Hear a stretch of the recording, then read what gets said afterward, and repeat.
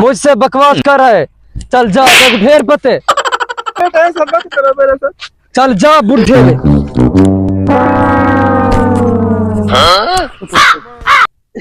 Uncle साजन चला पाओ। बेटा बदनसीब से मैं हूँ।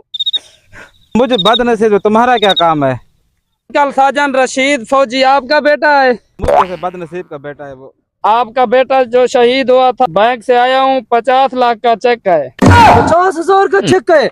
मेरे भाई का चेक है। मेरे भाई रशीद का। मेरे बेटा आराम से। पापा ऐसा मत करें, आप तो बूढ़े हो चुके हो। मैं आपका बेटा हूँ, कैसी बात कर रहे हैं बापा? मेरे सुने बापा, मैं आपका बेटा हूँ, कैसी बात? अगर आप तो बूढ़े हो चुके हो, इन इतने पैसों का आप क्या करेंगे? मुझे दो। बेटा मैं तुम्हारी तरह पागल नहीं और ना ही लालची हूँ। ये पैसे मैं यतीम खाने में दे रहा हूँ बच्चों को। जो यतीम है